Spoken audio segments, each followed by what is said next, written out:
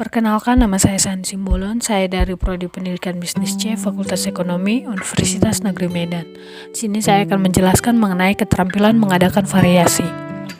Belajar mengajar adalah keterampilan dasar mengajar yang termasuk di dalamnya keterampilan mengadakan variasi yang berguna bagi siswa dan guru untuk mengatasi kejenuhan dan kebosanan yang dialami siswa maupun guru dalam proses pembelajaran dan untuk mengatasi kondisi ruangan yang tidak nyaman serta proses pembelajaran yang sudah tidak efektif.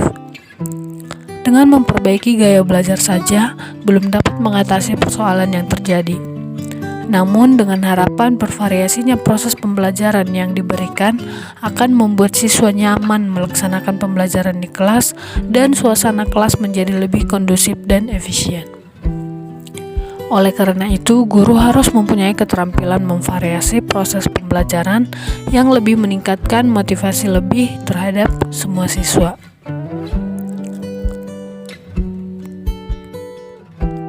Oke, yang pertama, pengertian keterampilan mengadakan variasi. Keterampilan mengadakan variasi adalah suatu proses perubahan dalam pembelajaran yang bertujuan untuk menghilangkan kejenuhan dan kebosanan serta berubahnya mood siswa dalam proses pembelajaran untuk menerima bahan pengajaran yang diberikan guru dan memusatkan perhatian siswa sehingga siswa agar dapat selalu aktif dan terfokus dalam proses pembelajaran. Tujuan mengadakan variasi. Yang pertama, menimbulkan dan meningkatkan perhatian siswa kepada aspek-aspek pembelajaran. Yang kedua, memupuk tingkah laku yang positif terhadap guru dan sekolah dengan berbagai cara mengajar yang lebih hidup dan lingkungan belajar yang lebih baik. Yang ketiga, meningkatkan kadar CBSA dalam proses belajar mengajar dengan melibatkan siswa dengan berbagai tingkat kognitif. Kemudian, hal-hal yang perlu diperhatikan dalam keterampilan variasi. Dalam mengadakan variasi di dalam proses belajar mengajar, seorang guru harus memperhatikan hal-hal berikut. Yang pertama yaitu keterampilan mengajar variasi serta hubungannya dengan keterampilan guru profesional lainnya, seperti penguasaan berbagai metode mengajar dan keterampilan mengajukan pertanyaan. Yang kedua, penggunaan berbagai keterampilan mengajar dengan variasi perlu direncanakan sebelumnya dan sebaliknya dicantumkan dalam satuan pembelajaran yang harus disusun sebagai persiapan mengajar. Dan yang ketiga yaitu penggunaan variasi dapat dianjurkan, tetapi harus luas dan wajar serta sesuai dengan tujuan yang ditetapkan. Kemudian komponen-komponen keterampilan mengajar mengadakan variasi. Variasi dalam mengajar dapat dilakukan dengan menggunakan suara maupun isyarat nonverbal seperti pandangan mata, ekspresi roman muka, gerak-gerik tangan atau kepala dan gerak badan. Selain itu masih ada syarat eksternal verbal yaitu intonasi dan warna serta bunyian komponen utama dalam mengadakan variasi. Kemudian variasi dalam mengajar. Yang pertama itu penggunaan variasi suara. Variasi suara adalah perubahan suara dari deras menjadi lemah, dari tinggi menjadi rendah, dari cepat menjadi lambat, dari gembira menjadi sedih, atau pada suatu saat memberikan tekanan pada kata-kata tertentu.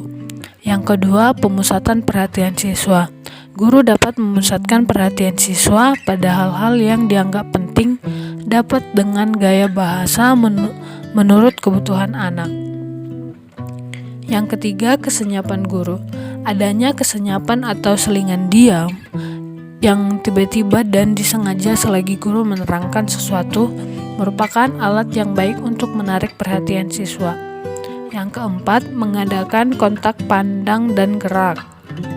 Apabila guru sedang berbicara atau berinteraksi dengan siswanya, sebaiknya pandangan menjelajahi seluruh kelas dan melihat ke mata murid-murid untuk menunjukkan adanya hubungan yang akrab dengan mereka. Yang kelima, gerakan badan dan mimik. Variasi dalam ekspresi wajah guru, gerakan kepala, dan gerakan badan adalah aspek yang sangat penting dalam berkomunikasi. Gunanya untuk menarik perhatian dan untuk menyampaikan arti dari pesan lisan yang dimaksudkan. Yang keenam, pergantian posisi si guru di dalam kelas. Pergantian guru di dalam kelas dapat digunakan untuk mempertahankan perhatian siswa. Terutama sekali dalam menyampaikan pelajaran di dalam kelas, gerakan hendaknya bebas, tidak kikuk atau kaku, dan hindari tingkah laku negatif. Variasi dalam penggunaan media pembelajaran. Media pembelajaran apabila ditinjau dari indera yang digunakan, dapat digolongkan ke dalam 3 bagian, yakni variasi yang dapat dilihat, variasi media yang dapat didengar, dan variasi media yang dapat diraba. Variasi yang dapat dilihat itu yaitu media yang termasuk ke dalam jenis grafik, bagan, poster, gambar, film, dan slide. Kemudian variasi media yang dapat didengar yaitu suara guru termasuk di dalam media komunikasi yang utama di dalam kelas. Rekaman suara, suara radio, musik, deklamasi, puisi, sosiodrama, telepon dapat dipakai sebagai penggunaan indera dengan divariasikan dengan indera lainnya. Variasi media yang dapat diraba, dimanipulasi, dan digerakkan, yang termasuk di dalam hal ini misalnya peragaan yang dilakukan oleh guru atau siswa, model, patung, topeng, dan boneka yang dapat digunakan untuk diraba, dipergerakkan, dan dimanipulasi. Kemudian variasi pola interaksi dan kegiatan siswa. Pola interaksi guru dan siswa dalam kegiatan belajar mengajar memiliki corak yang sangat beraneka ragam, mulai dari kegiatan yang didominasi oleh guru sampai kegiatan mandiri yang dilakukan oleh siswa. Hal ini bergantung pada keterampilan guru dalam mengelola kegiatan belajar mengajar. Penggunaan variasi pola interaksi guru, siswa, dan siswa-siswa agar kegiatan pembelajaran tidak menimbulkan kebosanan, kejenuhan, suasana kelas pun menjadi hidup. Kemudian yang terakhir yaitu prinsip-prinsip penggunaan keterampilan mengadakan variasi. Yang pertama, variasi hendaknya digunakan dengan suatu maksud tertentu yang relevan dengan tujuan yang hendak dicapai. Penggunaan variasi yang wajar dan beragam dianjurkan dalam prinsip ini, sedangkan pemakaian yang berlebihan akan menimbulkan kebingungan dan dapat mengganggu proses belajar mengajar. Variasi harus digunakan dengan lancar dan berkesinambungan sehingga tidak akan merusak perhatian siswa dan tidak mengganggu proses pembelajaran. Dan yang ketiga, variasi harus direncanakan dengan baik dan secara eksplisit dicantumkan dalam rencana pelajaran atau satuan pelajaran. Sekian yang dapat saya jelaskan mengenai keterampilan mengadakan variasi. Lebih dan kurangnya saya mengucapkan terima kasih.